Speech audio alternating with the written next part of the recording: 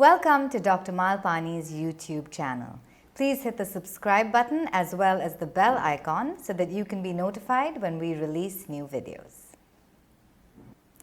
One of the most amusing books we have read on infertility is A Few Good Eggs, Two Chicks Dish on Overcoming the Insanity of Infertility by Julie Vargo and Maureen Reagan.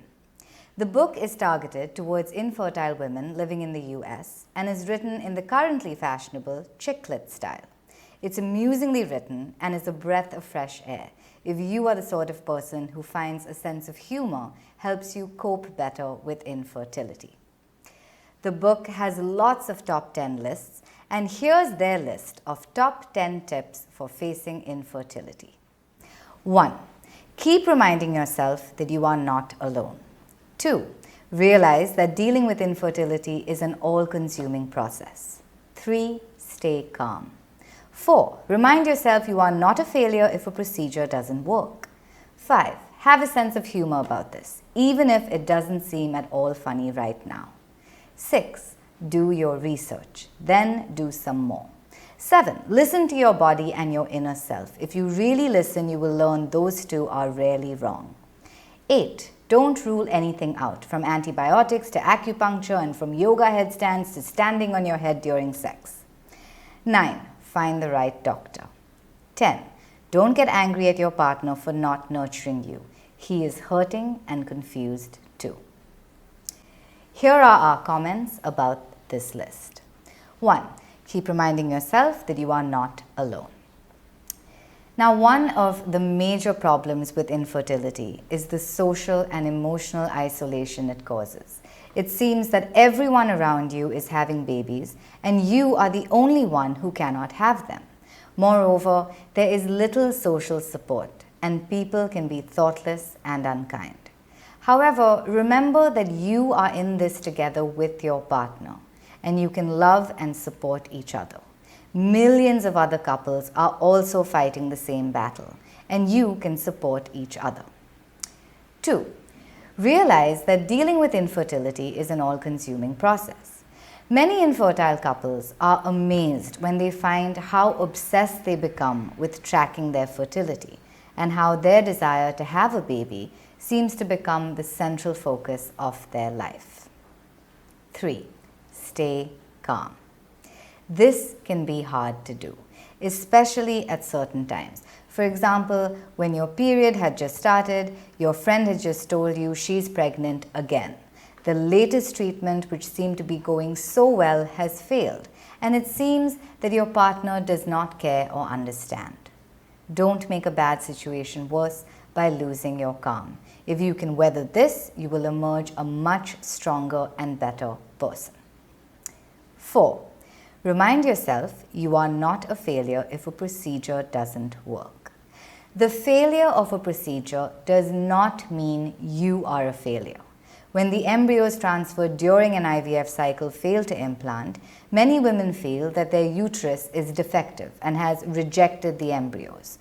Remember that nature is not efficient at making babies, and the odds are always going to be against you in each month, so you need to be patient.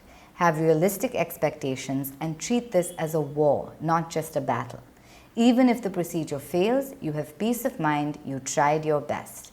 And failed procedures also provide the doctor with useful information which he can use to fine-tune your next treatment cycle, bringing you closer to your goal. 5. Have a sense of humor about this, even if it doesn't seem at all funny right now. A sense of humor is often the only thing which will help you keep your sanity. Hang on to this. It will help you cope with whatever trials and tribulations you may have to deal with. Number 6. Do your research, then do some more. You can never know too much. While the end point is not to become an IVF specialist, though you will find that you often know much more about infertility than your GP or family physician, many of whom are quite clueless about infertility, you need to become an expert on your problem, so you have peace of mind you did your best and didn't leave any stone unturned. 7. Listen to your body and your inner self. If you really listen, you will learn those two are rarely wrong. This is good advice, whether you are infertile or not. However, be careful not to fall into the trap of listening only to your body and not listening to your doctor. Find the right balance between the inner wisdom of the body and the outer wisdom of medical science. 8. Don't rule anything out, from antibiotics to acupuncture and from yoga headstands to standing on your head during sex. Keeping an open mind is a good idea, but it shouldn't be so open that everything in it falls out either. It's fine to use yourself as a guinea pig if that's what you want to do. Take an objective approach and treat your experiences as a scientific experiment on yourself.